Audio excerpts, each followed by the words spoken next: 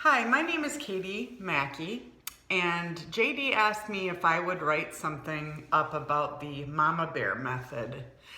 And first thing I want to say is there would be no Mama Bear without Papa Bear. He is an equal partner in this and an incredible man. Also, I want to include my other children who, battled for their sister and went through a lot of stuff while we all fought anorexia in our house. And so as far as the Mama Bear Method, I guess what it really boils down to is a few things. It's questioning authority, if you will. And I'm not telling people to, be adversarial, to not listen to what healthcare providers have to tell you, to go rogue. I'm not saying any of those things, but I am saying that it's okay to ask questions. It's okay to ask for clarification. It's okay to ask for facts.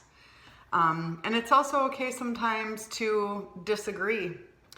And I guess when my daughter first got sick, I really thought it was my fault, as a lot of people do. I couldn't believe this happened under my nose, and I lost faith in my mothering.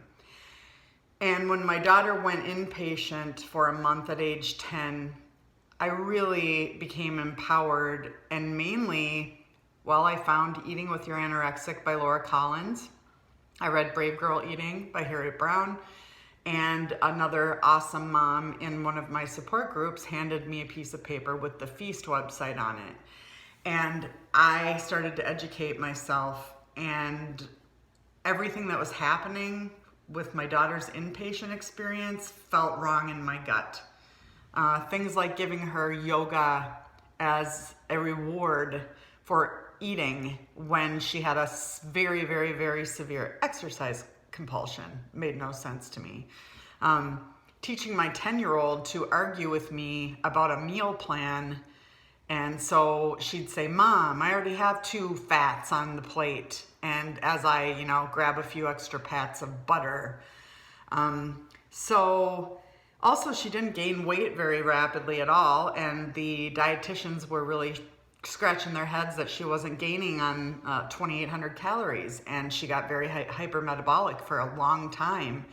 And I was banging my head against the wall to get them to up her calories and up her fats, and inevitably we ended up taking her home, and we put more weight on her in the first 10 days at home than they did in the entire month there, just by throwing out the meal plan and feeding her like my grandma fed all the men who worked on their farm in 1950. Bread, butter, cream, pasta, food, homemade food. Anyway, I think you gotta follow your gut. I think you have to become empowered to really view ED as a separate thing from your child that's trying to kill your child. You need to learn how to speak that eating disorder language. My daughter would do things like, we'd go out to eat and she'd say, "Anything but fries, Mom." That meant, I want fries, my eating disorder won't let me have fries, please require me to eat fries. So the eating disorder could always blame me. And as JD says, you have to get that full metal apron on and just let everything bounce off of you and not take it personally, because it's not your kid, it's the eating disorder. So that's really important. And not going by timelines and phases and all those things. It's not like that in reality. It's a long process. I would say from 10 to 14, my daughter grew 9 inches, went through full puberty, over doubling of body weight. We had to feed her 6,000 calories, not saying that incorrectly, a day for 3 years to get her through all that and just barely keep up. And then everything calmed down, and then it was a few more years of parent dolphining, or, kicking her up to the surface when we saw little behaviors and just redirecting. And she is now 19 and a half, a sophomore in college and in full recovery, living a really awesome life. But it took a long time to get there. And it was a lot of the dance, the 2 steps forward, 1 step back, 3 steps forward, 2 steps back. You know, giving her a little bit of rope and having to pull it back in, and not basing, you know, not viewing that as failure, viewing that as feedback that she wasn't ready yet.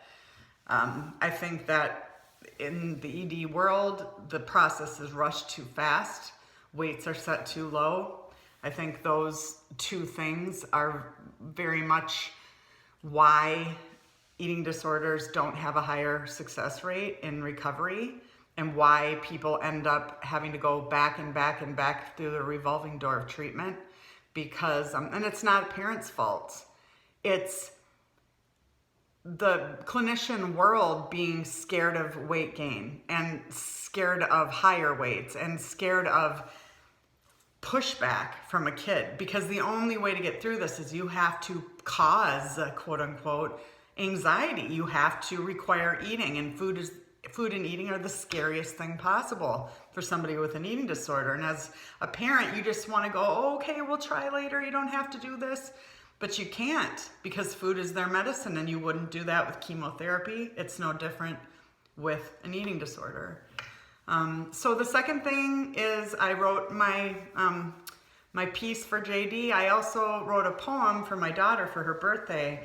I think when she was 15, 14, I wrote this for her. It's called Steel Embrace. And it's basically, I slept with her for a year when she was fighting in the beginning of her anorexia, because she would exercise at night. ED would make her get up and do crunches and in her closet and sweat and cry. And so I slept with her for a year, and Steel Embrace, I would sometimes have to literally put her in my arms and my leg over her to get her to calm down and let ED just let her rest and never let her rest. So we would do imagery and relaxation and massage work and pressure points, and we'd design Oscar gowns in our heads. And anyway, that's what that poem's about. And shout out, by the way, to Violet Kennedy, my goddaughter, who did all the artwork for my writing piece as well as for my poem. So anyway, keep faith, keep hope alive. They can get to full recovery. By full recovery, I mean back to a normal life where food is not front and center, where they eat because they love it, because it's yummy, because it's social, where they enjoy food, where the eating disorder gets quieted down again and shoved back into the dark, deep cave where it belongs. Of course, my daughter knows what she has to do to stay well. And anyway, I hope you enjoy what I wrote, and love to everybody.